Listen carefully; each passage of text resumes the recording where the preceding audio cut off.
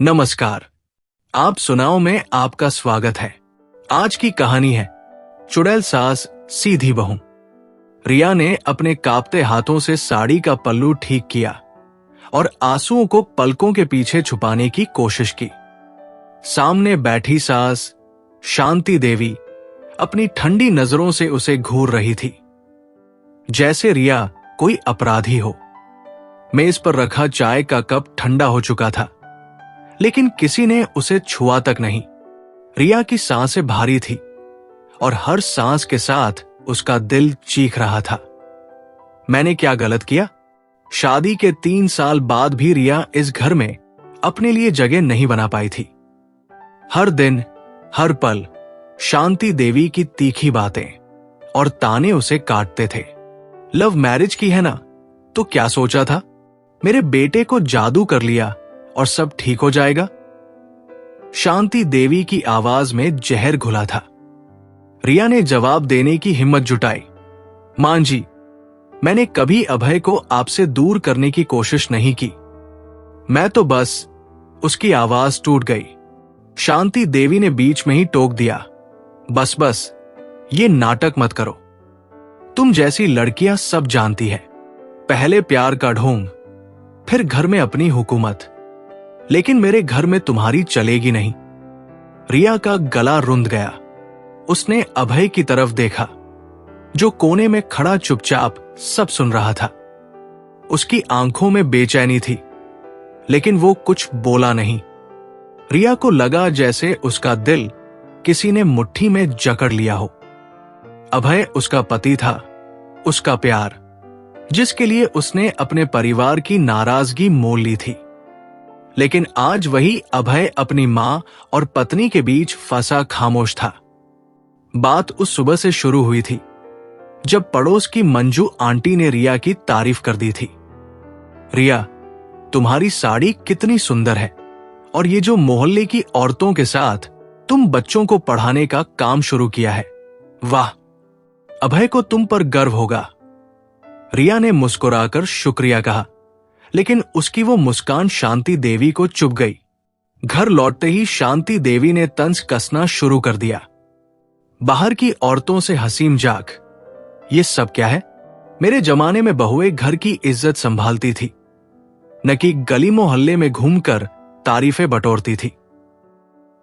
रिया ने समझाने की कोशिश की, मां जी, मैं तो बस बच्चों को पढ़ाने का छोटा सा काम कर रही हूं, इससे किसी का बुरा तो नहीं हो रहा। लेकिन शांति देवी को रिया का हर कदम गलत लगता था। उनके लिए रिया वही लड़की थी जिसने उनके इकलौते बेटे को छीन लिया था।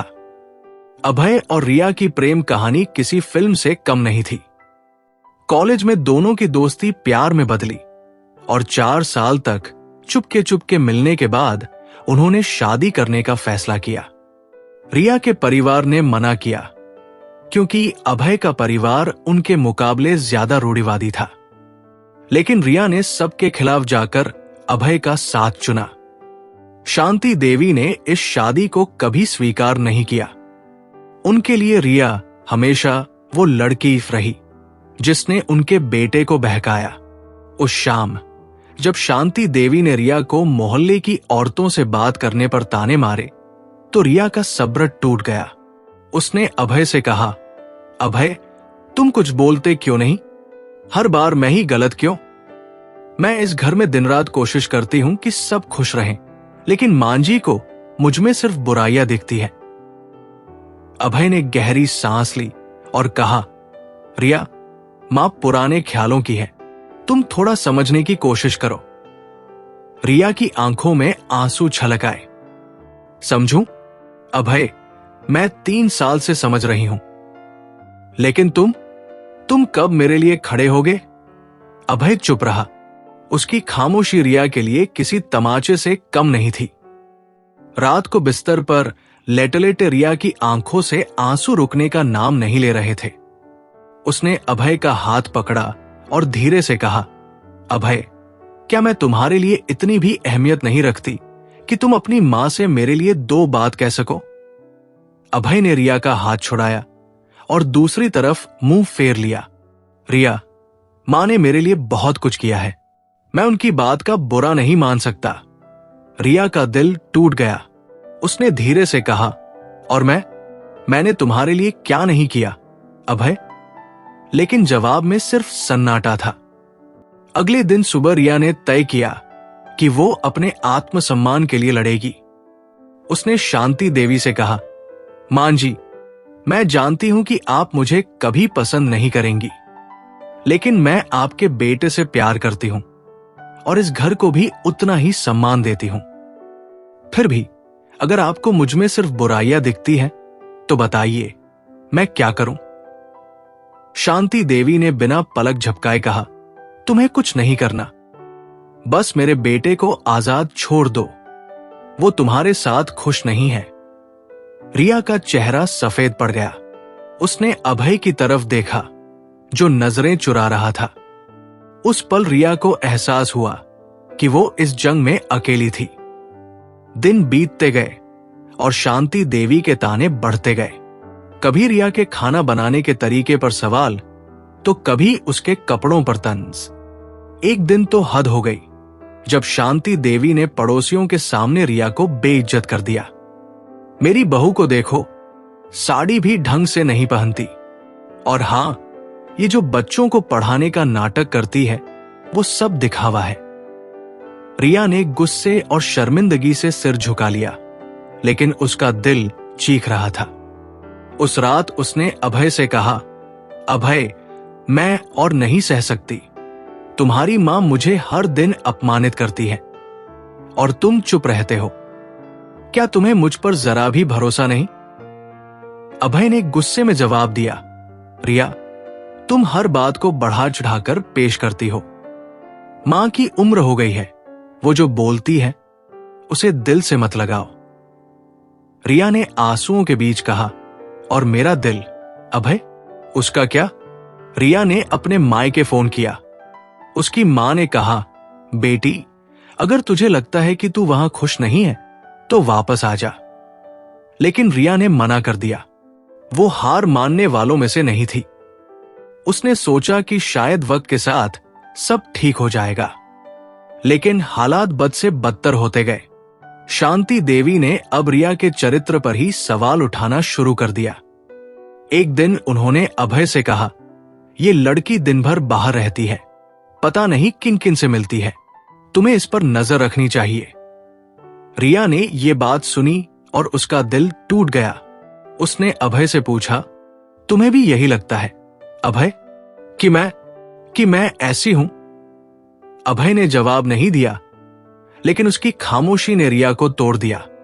एक रात जब रिया अपने कमरे में अकेली बैठी रो रही थी, उसने एक फैसला लिया।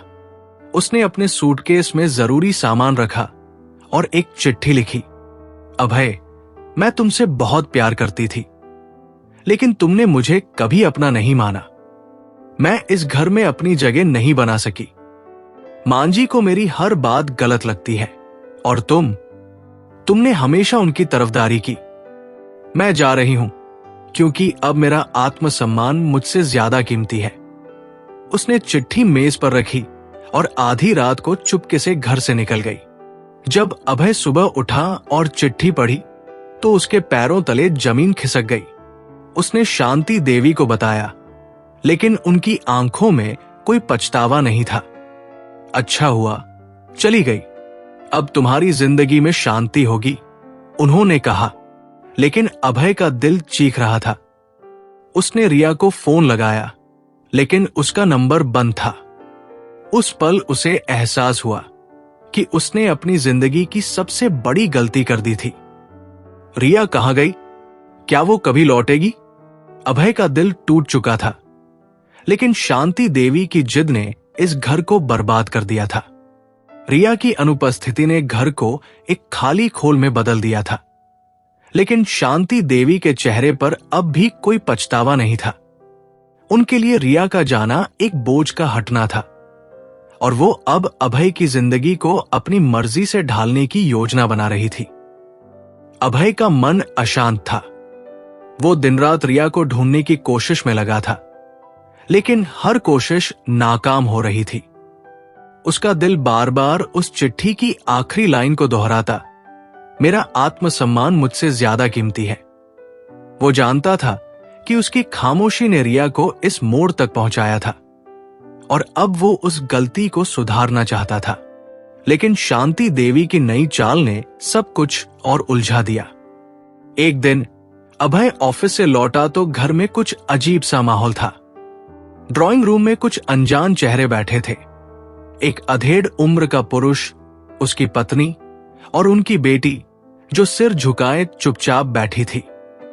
मेज पर मिठाइयों का डिब्बा और चाय के कप रखे थे। शांति देवी मुस्कुराते हुए उनसे बात कर रही थी, जैसे कोई बड़ा उत्सव हो। अभय ने भौहें चढ़ाकर पूछा, मां, ये लोग कौन हैं और ये सब क्या हो रहा है? शांति देवी ने अभय को एक तरफ खींचा और धीरे से कहा, बेटा, ये शर्मा जी है। इनकी बेटी काव्या बहुत सुशील है। मैंने सोचा अब रिया चली गई तो तुम्हारी दूसरी शादी के लिए बात कर लेनी चाहिए। इनसे अच्छा दहेज भी मिलेगा, 5 लाख नकद, एक कार और दिल्ली में फ्लैट। अभय के कानों में जैसे बिजली कौंध गई। उसका चेहरा गुस्से से लाल हो गया। उसने दांत पीसते हुए कहा, मां, आप क्या कह रही हैं? रिया मेरी पत्नी है। वो इस घर से गई है, मेरे दिल से नहीं। और आप उसकी जगह किसी और को लाने की बात कर रही है, वो भी दहेज के लालच में। शांति देवी ने बेपरवाह अंदाज में जवाब दिया, लालच? बेटा, मैं तो तुम्हारे भविष्य की सोच रही हूं। रिया के घर से क्या आया था? 2 जोड़ी गहने और कुछ बर्तन। उसने तुम्हें सिर्फ परेशानी दी। अब यह मौका है, अपनी जिंदगी संवार लो। अभय का गुस्सा अब हद पार कर चुका था। उसने तेज आवाज में कहा, मां, आपको रिया से इसलिए नफरत थी क्योंकि उसके घर से दहेज कमाया। आपने उसे हर दिन ताने मारे, उसे अपमानित किया, सिर्फ इसलिए कि वो आपके लालच को पूरा नहीं कर सकी। मैंने आपको हमेशा सम्मान दिया, लेकिन आज मुझे शर्मिंदगी हो रही है कि मैं आपका बेटा हूं। शांति देवी का चेहरा सख्त हो गया। उन्होंने तल्खी से कहा, अभय, अपनी हद में रहो। मैंने तुम्हारे लिए सब कुछ किया और ये लालच की बातें मत करो। मैंने बस तुम्हारा भला सोचा। अभय ने सिर हिलाया, जैसे वो अपनी मां को पहली बार देख रहा हो। भला? मां, आपने मेरी जिंदगी बर्बाद कर दी। रिया मेरे लिए सब कुछ थी। उसने मेरे लिए अपने परिवार को छोड़ा, अपनी खुशियां कुर्बान की, और मैं उसे बचाने के लिए एक शब्द नहीं बोल सका। और आपने उसे हर दिन तोड़ा, सिर्फ इसलिए कि वो आपके दहेज के सपनों को पूरा नहीं कर सकी। शांति देवी ने तंज कसते हुए कहा, तो अब क्या, उस लड़की के लिए अपनी मां को छोड़ दोगे? अभय की आंखों में आंसू थे, लेकिन उसकी आवाज में दृढ़ता थी। मां, अगर रिया को वापस लाने के लिए मुझे ये घर छोड़ना पड़े तो मैं वो भी करूंगा। शांति देवी स्तब्ध रह गई। उनके लिए अभय का ये रवैया नया था।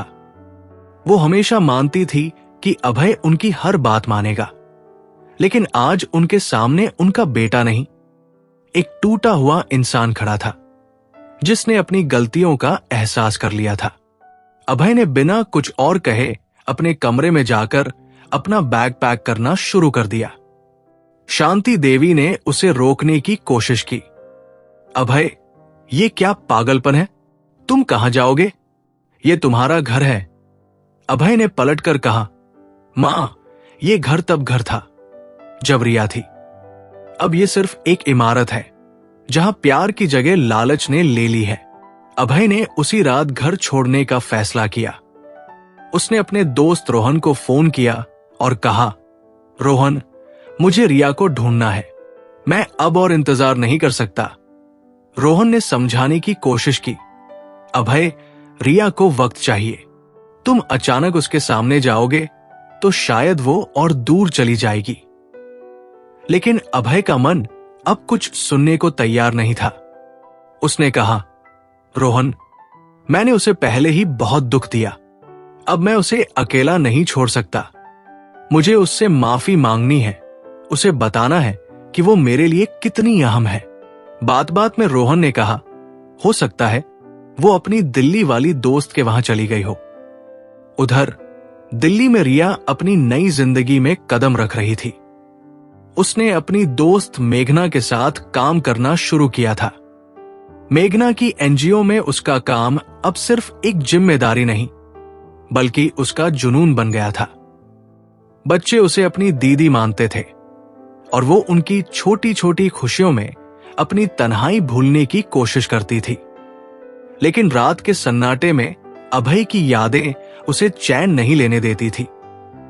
एक रात जब वो अपनी डायरी में कुछ लिख रही थी, मेघना ने उसे टोका, रिया, तुम अभी अभय को भूल नहीं पाई, है ना? रिया ने गहरी सांस ली और कहा, मेघना, मैं कोशिश कर रही हूं, लेकिन वो मेरा पहला प्यार था। हर बार जब मैं उसकी बातें भूलने की कोशिश करती हूं, वो और ज्यादा याद आता है। मेघना ने रिया का हाथ पकड़ा और कहा, रिया, तुम्हें अपने दिल की सुननी होगी। अगर तुम्हें लगता है कि अभय को एक और मौका देना चाहिए तो दे दो, लेकिन ये मत भूलो कि तुमने कितना दर्द सहे। रिया ने सिर झुकाकर कहा, मुझे डर है मेघना, अगर मैंने उसे माफ कर दिया और फिर वही सब हुआ तो मैं दोबारा नहीं उठ पाऊंगी। मेघना ने मुस्कुराकर कहा, रिया, तुम वो लड़की हो जो हर तूफान से लड़ सकती है, तुम्हें बस खुद पर भरोसा करना है। अगले दिन रिया को एनजीओ में एक नया प्रोजेक्ट मिला। उसे एक बड़े स्कूल के साथ मिलकर बच्चों के लिए एक मुफ्त शिक्षा कार्यक्रम शुरू करना था। इस काम में उसे दिल्ली के कई हिस्सों में जाना पड़ता था और एक दिन जब वो एक स्कूल से लौट रही थी, उसे सड़क पर एक परिचित चेहरा दिखा। वो अभय था। वो एक बस स्टॉप पर खड़ा था, जैसे किसी का इंतजार कर रहा हो। रिया का दिल धड़कने लगा। वो उसे देखकर ठिठक गई, लेकिन फिर उसने अपने कदम तेज कर दिए। अभय ने उसे नहीं देखा, लेकिन रिया का मन उलझन में डूब गया। वो यहां क्या कर रहा है? क्या वो मुझे ढूंढ रहा है? उसने खुद से सवाल किया। उसी रात अभय मेघना के फ्लैट के पास पहुंचा। उसने एक बार फिर मेघना से रिया से मिलने की गुजारिश की। मेघना ने गुस्से में कहा, अभय, तुम्हें शर्म नहीं आती? तुमने रिया को इतना दुख दिया और अब उसकी जिंदगी में फिर से दखल देना चाहते हो? अभय ने रुंधे गले से कहा, मेघना, मैं जानता हूं कि मैंने गलती की, लेकिन मैं रिया से प्यार करता हूं। मैं उसे वापस लाना चाहता हूं। मेघना ने सख्ती से कहा, अभय, अगर रिया तुमसे मिलना चाहेगी तो वो खुद आएगी। तुम अब और इंतजार करो। रिया को मेघना ने अभय के आने की बात बताई। रिया का मन उलझ गया। वो अभय से मिलना चाहती थी, लेकिन उसका डर उसे रोक रहा था।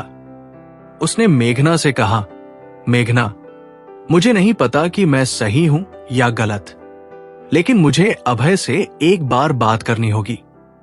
शायद इससे मेरा मन शांत हो जाए। मेघना ने सिर हिलाया और कहा, ठीक है रिया, लेकिन ये मुलाकात तुम्हारी शर्तों पर होगी। तुम अब वो रिया नहीं हो जो चुपचाप सब सह लेती थी। दोनों की मुलाकात हुई। अभय ने बहुत सारे वादे किए और रिया को मना लिया। रिया का दिल धड़क रहा था जब वो अभय के साथ उस घर की दहलीज पर दोबारा कदम रख रही थी, जिसे उसने महीनों पहले आंसुओं के साथ छोड़ा था। दिल्ली की उस मुलाकात में अभय ने घुटनों पर बैठकर माफी मांगी थी। उसकी आंखों में पछतावा और प्यार साफ दिख रहा था। रिया, मैंने तुम्हें बहुत दुख दिया, लेकिन मैं वादा करता हूं, अब मैं तुम्हारा साथ कभी नहीं छोड़ूंगा। मेरे लिए तुमसे बढ़कर कुछ नहीं। प्लीज एक आखिरी मौका दे दो। रिया का मन उलझा हुआ था। उसका दिल अभय को माफ करना चाहता था, लेकिन उसका दिमाग बार बार शांति देवी के ताने और अपमान याद दिला रहा था। फिर भी अभय की सच्चाई और उसके प्यार ने रिया को एक बार फिर भरोसा करने के लिए मजबूर कर दिया। उसने हिचकते हुए कहा, अभय, मैं तुम्हारे साथ आऊंगी, लेकिन अगर इस बार फिर वही सब हुआ तो मैं दोबारा नहीं रुकूंगी। घर पहुंचते ही रिया को वो पुराना माहौल फिर से घेरने लगा। शांति देवी रसोई से बाहर आई और रिया को देखते ही उनका चेहरा तमतमा गया। उनकी आंखों में गुस्सा और नफरत साफ झलक रही थी। वो जोर जोर से ताने मारने लगी। अरे, आ गई महारानी। क्या हुआ? किसी ने घर नहीं दिया? भाग कर गई थी ना, अब फिर मुंह उठाकर चली आई। रिया का चेहरा सफेद पड़ गया। उसकी आंखों में आंसू छलक आए। वो कुछ बोलना चाहती थी, लेकिन गला रुंध गया। अभय ने तुरंत रिया का हाथ पकड़ा और उसे अपने पीछे खड़ा कर लिया। उसने शांति देवी की तरफ देखा और गुस्से से कहा, मां, बस, आप हर बार ऐसा क्यों करती हैं? रिया मेरी पत्नी है और मैंने उसे वापस लाया है। अब आप उसे अपमानित नहीं करेंगी। शांति देवी ने तंज भरे लहजे में कहा, पत्नी?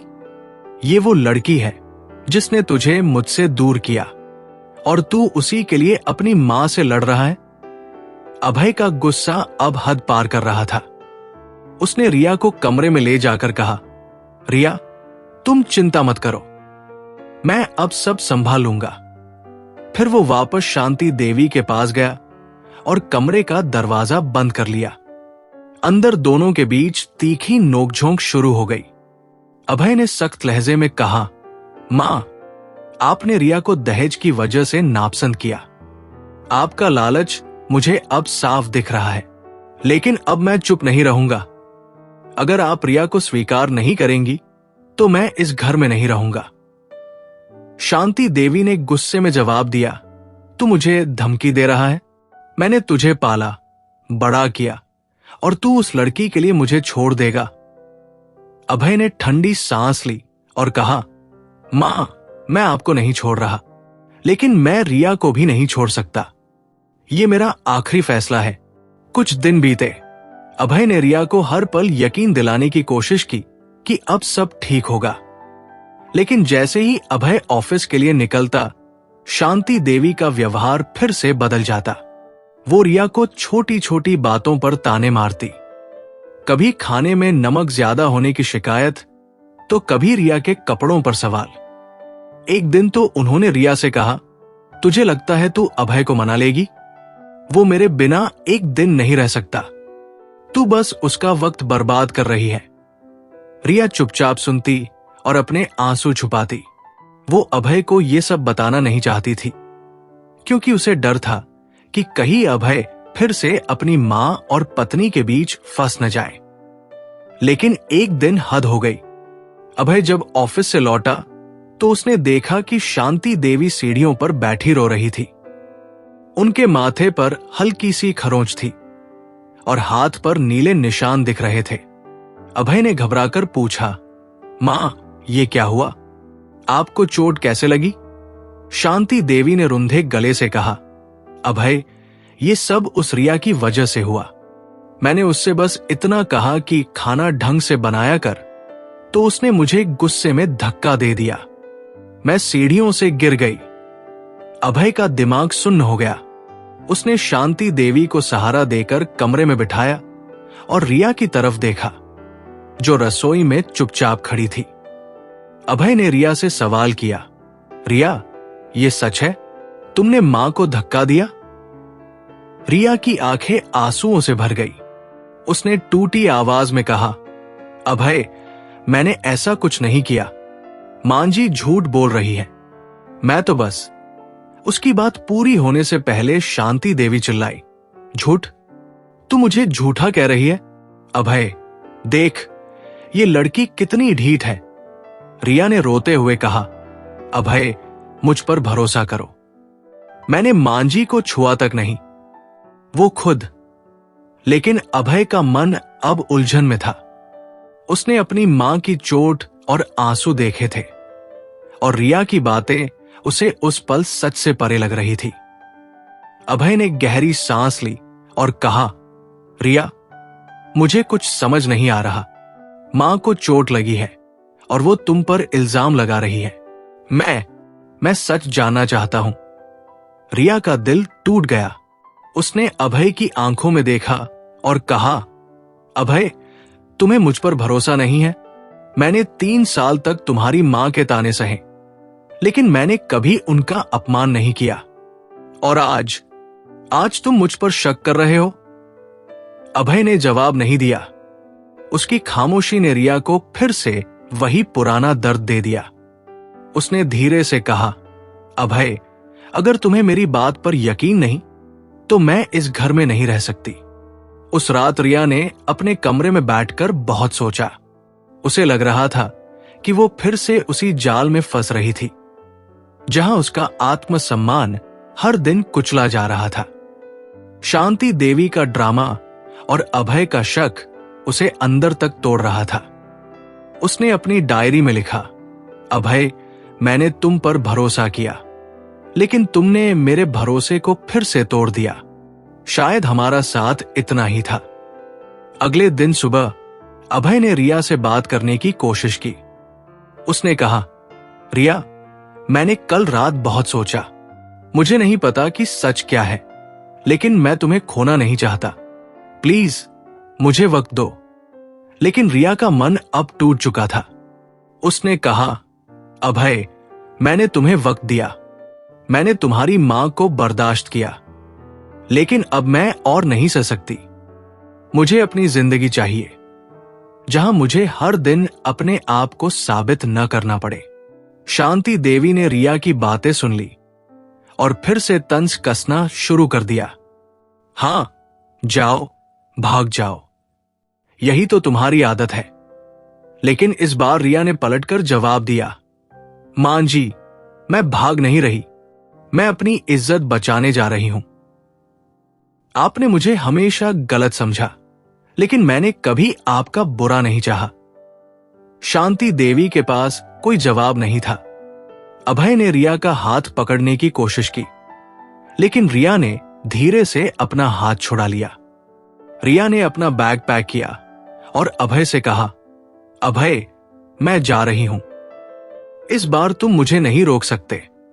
अभय की आंखें नम थी, लेकिन वो कुछ बोल नहीं पाया। रिया ने आखिरी बार उस घर को देखा और चुपचाप बाहर निकल गई।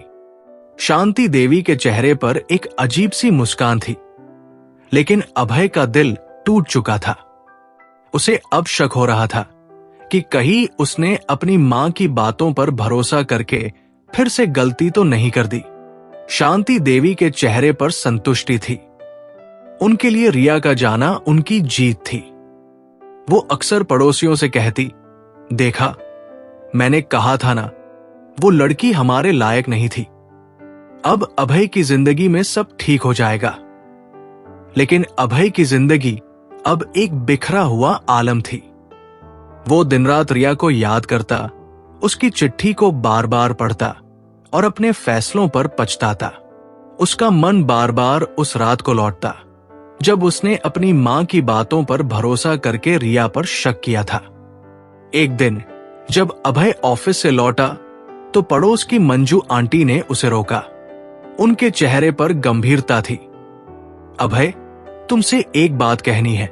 उस दिन जब तुम्हारी मां सीढ़ियों से गिरी थी, मैंने कुछ देखा था। अभय ने चौंक कर पूछा, क्या देखा आंटी? मंजू आंटी ने धीरे से कहा, तुम्हारी मां अकेली थी। रिया रसोई में थी और मैं बाहर खड़ी थी। मैंने देखा कि शांति जी खुद सीढ़ियों से लुढ़क गई। फिर वो रोने लगी और रिया पर इल्जाम लगाने लगी। मैंने सोचा था कि ये उनका घरेलू मामला है, इसलिए चुप रही। लेकिन अब रिया चली गई और मुझे लगता है कि तुम्हें सच जानना चाहिए। अभय के पैरों तले जमीन खिसक गई। उसका चेहरा सफेद पड़ गया। उसने कांपते स्वर में पूछा, आंटी, आप सच कह रही हैं? मां ने जानबूझकर रिया पर झूठा इल्जाम लगाया? मंजू आंटी ने सिर हिलाया। अभय का गुस्सा और दुख एक साथ फूट पड़ा। वो सीधा शांति देवी के पास गया और चिल्लाकर बोला, मां, आपने ये क्या किया? आपने रिया पर झूठा इल्जाम लगाया। आप जानबूझकर सीढ़ियों से गिरी, सिर्फ उसे बदनाम करने के लिए। क्या आप इतना नीचे गिर सकती हैं? शांति देवी ने पहले तो बात टालने की कोशिश की, लेकिन अभय के गुस्से के आगे उनकी एक न चली। उन्होंने तल्खी से कहा, हां तो क्या हुआ? मैंने अपने बेटे की जिंदगी बचाने के लिए यह किया। वो लड़की तुम्हें बर्बाद कर रही थी। अभय की आंखों में आंसू थे, लेकिन उसका दिल अब पूरी तरह टूट चुका था। उसने कहा, मां, आपने मेरी जिंदगी बर्बाद की। रिया मेरे लिए सब कुछ थी और आपने उसे मुझसे छीन लिया। मैं अब इस घर में एक पल भी नहीं रह सकता। शांति देवी ने उसे रोकने की कोशिश की। अभय, तू कहां जाएगा? मैंने ये सब तेरे लिए किया। लेकिन अभय ने अपना बैग उठाया और बिना पलटे घर से निकल गया।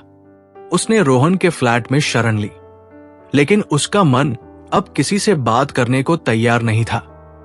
उधर रिया ने दिल्ली में अपनी जिंदगी को पूरी तरह बदल लिया था। मेघना की एनजीओ में उसका काम अब एक मिशन बन चुका था।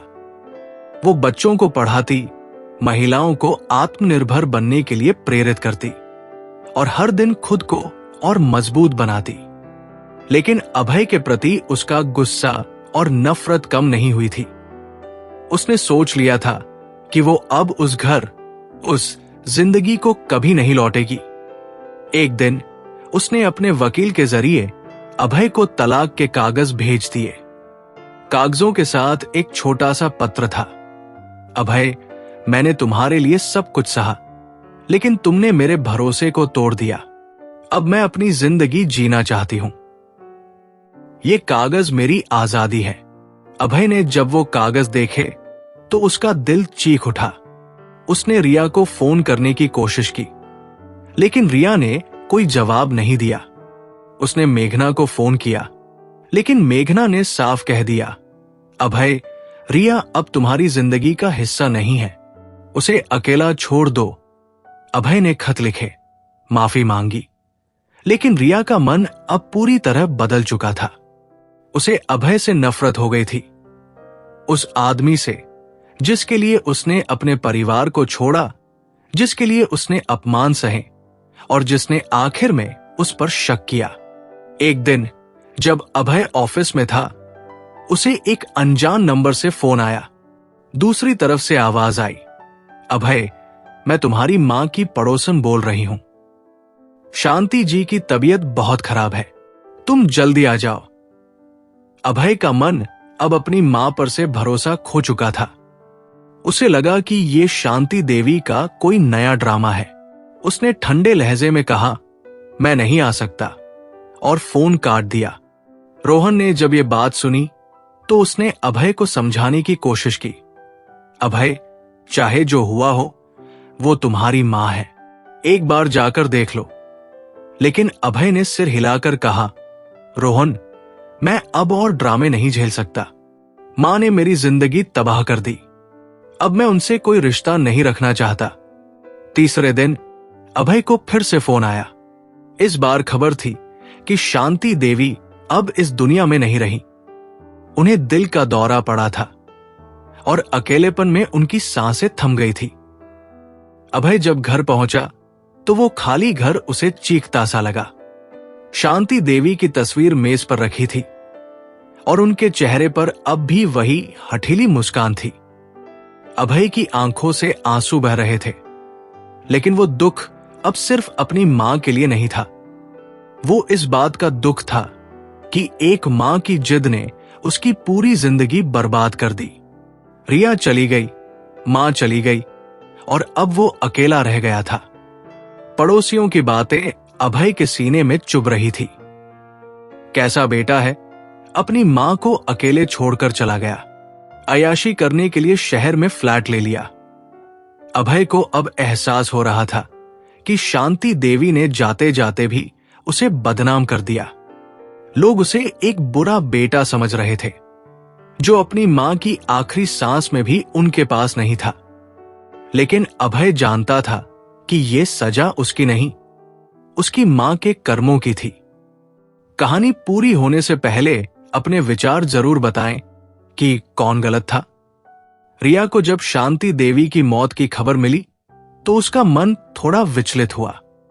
उसने मेघना से कहा, मेघना, मुझे बुरा लग रहा है। चाहे मांझी ने मेरे साथ जो किया, लेकिन वो अभय की मां थी। क्या मुझे अभय से बात करनी चाहिए? मेघना ने गंभीर होकर कहा, रिया, तुमने पहले ही बहुत कुछ सहा। अब तुम्हारी जिंदगी तुम्हारी है। अभय को अपने कर्मों का जवाब देना होगा। रिया ने सिर हिलाया और अपनी डायरी में लिखा, अभय, मैं तुम्हें माफ कर सकती हूं, लेकिन मैं तुम्हें कभी नहीं भूल सकती। तुमने मुझे तोड़ा और मैंने खुद को जोड़ा। अब मैं वही रिया हूं जो अपने लिए जीती है।